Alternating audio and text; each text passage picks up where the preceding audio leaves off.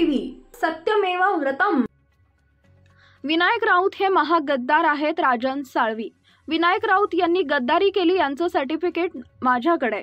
ते महागद्दार पक्षात राहून पक्षातील पदाधिकारी यांना हाताशी धरून गद्दारी केली, त्यांना नियती सोडत नाही। विनायक राऊत विलास चाळके मार्लेश्वरला मानतात। त्यांनी मार्लेश्वरची शपथ घेऊन कशी कामं केली याची पुरावे माझ्याकडे। मी गद्दारी केली नाही हे मी शपथ घेऊन सांगतो। विलास चाळके पक्षात प्रवेश करत आहेत याची माहिती मला नाही।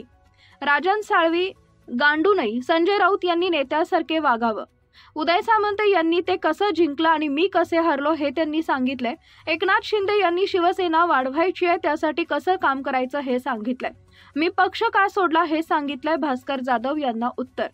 भास्कर जाधव यांना आलेले अनुभव त्यांनी मांडलेले आहेत, असं राजन साळवी यांनी माध्यमांसमोर प्रतिक्रिया दिली आहे। जवळपास मोठ्या एका 3 वर्षानंतर आपण म्हणूया एक मोठा राजकीय निर्णय तुम्ही घेतलात, पक्षप्रवेश झाला आणि त्यानंतर अगदी 2 दिवसांमध्ये तुमच्या नेत्यांचा, मुख्य नेत्यांचा, उपमुख्यमंत्र्यांचा दौरा आहे।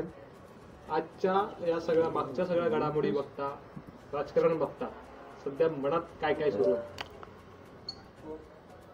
वंदनीय शिवसेना प्रमुख बाळासाहेब ठाकरेंचा लाडका सैनिक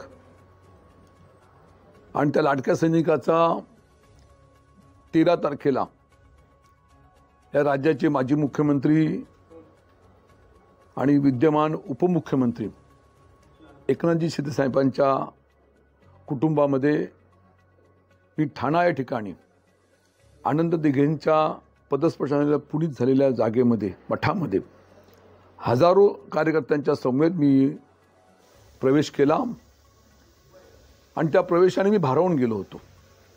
खरं माझ्यावरती प्रेम करणारी मंडळी मोठ्या संख्येने त्या ठिकाणी आले होते। तो प्रवेश आपण सर्वांनी पाहिलेला आहे आणि त्यानंतर आज प्रथमच मी माझ्या रत्नागिरी मूळ गावी येत आहे आणि योगायोग असा आहे की आज एकनाथ शिंदे साहेबांचा आभार दौरा हा रत्नागिरी जिल्ह्याकरता आलेला आहे आणि म्हणून त्यानिमित्ताने त्यांचं स्वागत हे आम्ही सर्व मंडळी मोठ्या उत्साहाने करणार आहोत आणि त्याच्या आधी मी आपल्याशी संवाद साधत आहे। मी आपल्या नम्रपणे सांगू इच्छितो की आपल्या सर्वांच्या माध्यमातून हा झालेला जो पक्ष सोहळा हा आपण लोकांसमोर ठेवलेला आहे। नक्कीच मला संपूर्ण मतदारसंघातून, जिल्ह्यातून, महाराष्ट्र अनेक लोकांचे माझे या निर्णयाबद्दलचं स्वागत करण्यात आलेलं आहे आणि म्हणून अत्यंत मी समाधानी आनंदी आहे। बरं, तुमचा ज्या वेळेला पक्षप्रवेश होता त्याच्यावर तुम्ही काम केलं, असे विनायक राऊत यांनी तुमची टीका केली, गद्दारी, निष्ठा यांच्याबद्दल ते बोलले। त्याच वेळेला तुमच्याकडे 13 गद्दारी सर्टिफिकेट्स आहेत असं देखील त्यांनी म्हटलेलं, याला काय उत्तर देणार आहात का? विनायक राऊत हे पक्षातले नेते आहेत। विनायक राऊतनी सुरुवातीपासून मुंबई असेल, महाराष्ट्र असेल, कोकण असेल या ठिकाणी पक्षात राहून पक्षाची कशी गद्दारी केली ह्याचे अनेक पुरावे आणि सर्टिफिकेट माझ्याकडे आहेत। मी तर पक्षामध्ये असताना एक अंशस्व माझ्याकडनं चुकीचं पाऊल पडलं नाही, परंतु ह्या मंडळींनी पक्षामध्ये राहूनच पक्षातल्या लोकांना हाताशी पकडून गद्दारी केलेली आहे। हे महागद्दार आहेत असं माझ्या ठिकाणी मत आहे। सर, याला धरून एक प्रश्न, काल भास्कर जाधव देखील असंच म्हणाले होते। बोल, तू बोल आता, बोल आता। पक्षात राहणारे गद्दार आहेत आणि त्या गद्दारांना काय म्हणायचं म्हणजे शिवसेनेचे नेते भास्कर जाधव यांनी जो मुद्दा आपल्यासमोर उपस्थित केला, पक्षात राहून राहणारे गद्दार हे महागद्दार, म्हणजे त्यांनी स्वतःला सर्टिफिकेट दिलेलंच आहे, मग वेगळं सांगण्याची काही मी आवश्यकता नाही आहे। साहेब, आज उद्धव ठाकरे गटातील काही पदाधिकाऱ्यांची हकालपट्टी केलेली दिसून येत आहे। तशा प्रकारचं पत्र सुद्धा जाहीर झालेलं आहे, विनायक राऊतांनी काढलेलं आहे। आपण याकडे कसे पाहता? मी आपल्या माध्यमातून ही माहिती माझ्यापर्यंत पोचलेली आहे।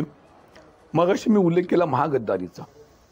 पक्षामध्ये राहूनच पक्षातल्या पदाधिकाऱ्यांना हाताशी पकडून मतदारसंघामध्ये ज्या पद्धतीने गद्दारी केली ह्याची उदाहरण द्यायची गरज नाही आणि म्हणून नियती कोणाला सोडत नसते। आज नियतीचा खेळ पहा। आज नियतीने सुद्धा ज्यांनी माझ्या विरोधामध्ये काम केलं त्यांना आज या ठिकाणी हक्कलपट्टी करण्याची वेळ ही सुदैवाने म्हणून दुर्दैवाने विनायक राऊत साहेबांच्या सहीने झालेली आम्ही आज पाहिलेली आहे. आणि म्हणून भविष्यातल्या कालखंडामध्ये सुद्धा विनायक राऊत यांना माझं जाहीर आव्हान आहे.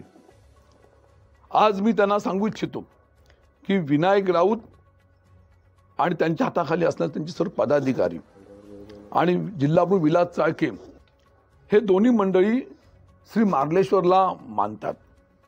आणि मग मार्लेश्वरला स्मरून त्यांनी सांगावं की मागील झालेल्या विधानसभा निवडणुकीमध्ये राजन साळवीच्या विरोधामध्ये जे उमेदवार होते त्यांना कुठं भेटले, कसे भेटले, त्यांना काय माहिती पुरवली, निवडणुकीच्या आधी आपल्याबरोबर असणारी त्यांच्यावर असणारी मंडळी कशी त्या पक्षात जाऊ दिली, असे अनेक उदाहरणं आज माझ्यासमोर आहे, अनेक पुरावे माझ्याकडे आहेत.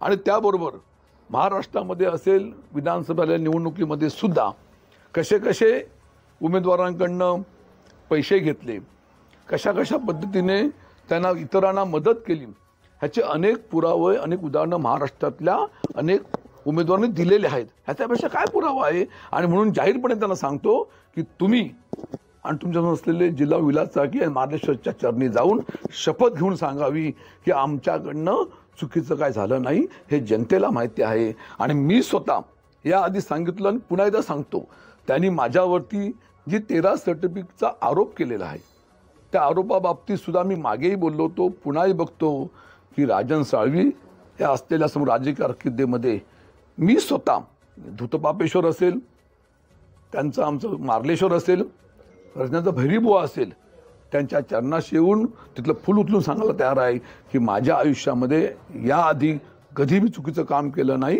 हे जाहीरपणे त्या ठिकाणी मी आव्हान देत आहे. सर, आता तुम्ही ज्यांच्यावर टीका केली म्हणजे त्याच्या जोडीला येऊन बसणार आहेत, मग ही कटुता भविष्यात संपणार का? माझ्या माहितीप्रमाणे विलास चाळकेंची हक्कलपट्टी केली असं पत्र आम्हाला पाहायला मिळालेलं आहे. ते शिवसेनेमध्ये किंवा आमचे आपले शिंदे साहेबांच्या नेतृत्वाखाली असलेल्या पक्षात प्रवेश करतात ह्याची मला काय माहिती नाही. आजच करतात ते प्रवेश? नाही, मला काही माहिती नाही.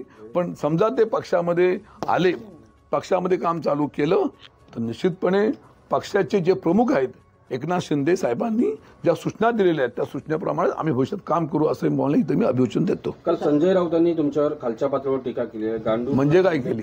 गांडू राजन साळवी गांडू आहेत असं? राजन साळवी हा गांडू नक्कीच नाही. गांडू असताना तर अनेक उदाहरणं मी ते देऊ शकले असते, पण ते कुठे उदाहरण देऊ शकले नाही. शिवसेनेचे नेते आहेत, त्या नेत्यासारखंच वागावं असं माझ्या ठिकाणी म्हणणं आहे. सर, काल म्हणजे यापूर्वी मुंबईत तुम्ही उदय सामंत आणि राऊतांची मिलीभगत असल्याचं म्हटलं होतं. त्या संदर्भात उदय सामंत यांनी काल प्रतिक्रिया दिलेल्या उद्योगमंत्र्यांनी की राजकारणामध्ये कोणी कोणाला मदत केली हा राजकीय रणनीतीचा भाग असतो. ज्यांना ती कळली तो जिंकतो आणि ज्याला नाही कळली त्याचा पराभव होतो. कसं बघता एकंदरीत या प्रतिक्रियेकडे? निवडणुकीच्या रणनीतीमध्ये हे जिंकण्यासाठी अनेक विविध पर्याय असतात. आता ते कसे जिंकले हे तुम्हाला त्यांनी सांगितलेलं आहे. मी कसा हरलो हे तुम्हाला सांगितलेलं आहे.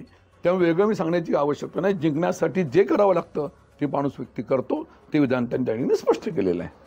आता हा संघर्ष जो तुमचा आहे तो भविष्यात तसा राहील की हातात हात घालून काम करणार पुढे? या पक्षाचे नेते, मुख्य नेते एकनाथ शिंदे साहेबांनी आम्हाला स्पष्टपणे सांगितलेलं आहे की या संपूर्ण जिल्ह्यामध्ये असेल, कोकणामध्ये असेल, ही शिवसेना आपल्याला वाढवायची आहे, 100% शिवसेना निर्माण करायची आहे.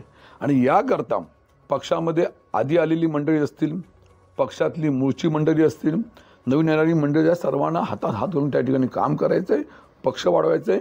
आणि भविष्यातल्या कालखंडामध्ये आपल्याला सर्वांगीण कोकणाचा विकास हा घडवून दाखवायचा आहे. त्यासाठी आदर्शवत कोकण कसं असू शकतं, शिवसेना एक संघ कशी असू शकते ह्याचं मूर्तिमंत उदाहरण आम्ही लोक देणार हा मला विश्वास आहे. भास्कर जाधव यांनी प्रतिक्रिया देताना असं म्हटलं होतं की राजन साळवी नेहमी मी एकमेव निष्ठावान आहे असं म्हणायचे. मात्र आता ही निष्ठावान बिरुदावली तुम्हाला लावायची का हे त्यांनाच विचार असं त्यांनी प्रतिक्रिया दिलेली आहे. भास्कर जाधव सारखा नेत्याने माझ्याबद्दलच्या निष्ठावंत भावना व्यक्त करणं ही निश्चितपणे माझ्या समाधानाची गोष्ट आहे. आणि मी का पक्ष सोडला या संबंधीचा खुलासा तुमच्याकडे दिलेला आहे. 2024 सालच्या निवडणुकीमध्ये पक्षातल्या लोकांनीच मला पाडलं, त्या भावना माझ्या मी व्यक्त केलेल्या आहेत. तो माझा असला पराभव माझ्या जिवारी लागल्यामुळे मी त्या भावना व्यक्त केल्या होत्या आणि निश्चितपणे मी निष्ठावंत होतो अशा तऱ्हेच्या भावना भास्कर जाधवनी व्यक्त केल्या. मी अत्यंत समाधानी आहे तर त्यांच्याबद्दल. भास्कर जाधव असंही म्हणाले की माझ्या क्षमतेप्रमाणे मला पक्षामध्ये काम करू दिलं नाही, हे माझं दुर्दैव आहे, अशा पद्धतीची खंत त्यांनी व्यक्त केलेली आहे. तुम्ही त्या पक्षातून आता बाहेर गेला तर नेमकी ही वस्तुस्थिती आहे का? कारण भास्कर जाधव हे शिवसेनेचे नेते आहेत, लढाऊ नेते आहेत. त्यांना काय अनुभव आले असतील की त्यांनी ते मांडलेले आहेत. भविष्यात त्यांना काय चांगले वाईट अनुभव होतील तशी भूमिका मांडतील. मला जे अनुभव आले त्या अनुभवाच्या आधारे मी आज या पक्षामध्ये येण्याचा कुटुंबाचा निर्णय घेतलेला आहे.